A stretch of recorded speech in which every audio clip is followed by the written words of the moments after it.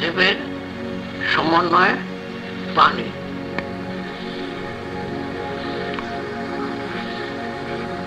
যখন আমার দেহ বুদ্ধি থাকে তখন দেখি তুমি প্রভু, আমি তোমার দাস, অর্থাৎ দ্বৈতবাদ।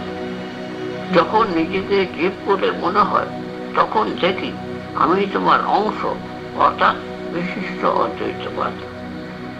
আর যখন আত্মোপলব্ধি হয়, নিজেকে আত্মা বলে জানি, তখন দেখি তুমি আমি, আমাদের আর তোমাতে কোনো ভেদ নাই, তুমি একেবারে তখন অদ্বৈতবাদ।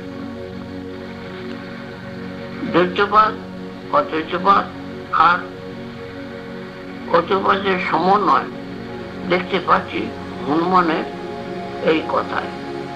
ঠাকুর ঠিক তাই বলছেন। শেষে এই বুঝেছি তিনি পূর্ণ, আমি তার অংশ, তিনি প্রভু, আমি তার দাস।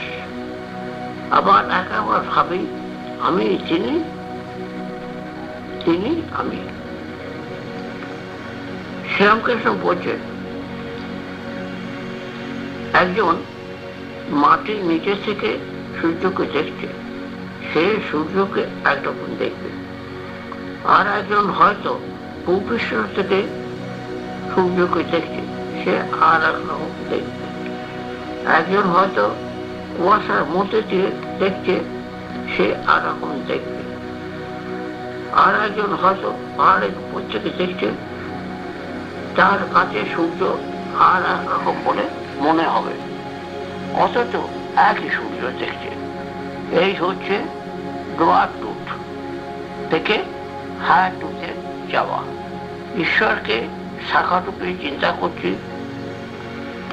একটা বিশেষ মূর্তিতে দেখছি, একটা বিশেষ ভাবে দেখছি।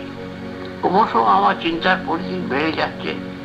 দেখছি সব রূপই তার রূপ, সব ভাবই তার ভাব, সব নামই তার নাম। দেখছি কোনো রূপ নেই, আকার নেই, কোনো সেও তিনি। যতই আমি এগিয়ে চলেছি ঈশ্বরের দিকে, ততই আমার চিন্তা আরো পরিষ্কার হচ্ছে।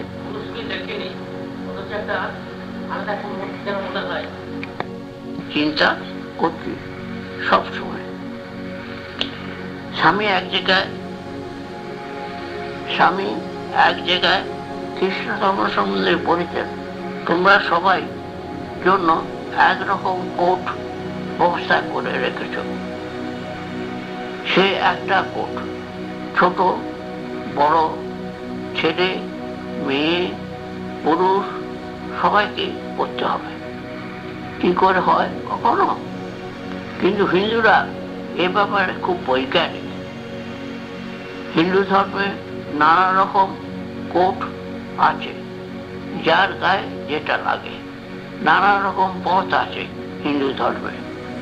হিন্দুরা বুঝেছে মানুষের রুচি বিভিন্ন, মানুষের গঠনও বিভিন্ন, সেই অনুযায়ী বিভিন্ন ধর্মের অবস্থা।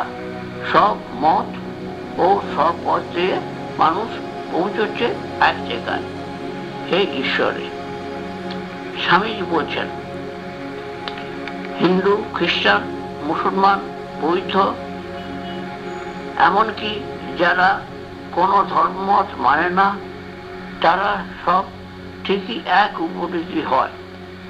যখন তার দেহবুদ্ধি অতিক্রম করে, স্বামীজি বলছেন একটা চরম সত্য বা অ্যাবসলিউট ট্রুথ, সেটা সবসময় এক।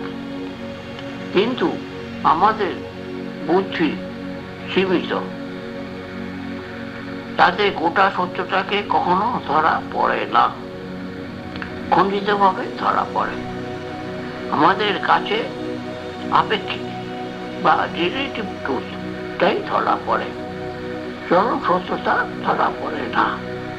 একের এক একজনের মানসিক গঠন ভিন্ন, তাই আপেক্ষিক সত্য একেবারে একের জন্য একজনের কাছে একরকম, কিন্তু চরম সত্য অনুভূতি যাদের হয় তারা সবাই একই রকম অনুভব করে থাকেন।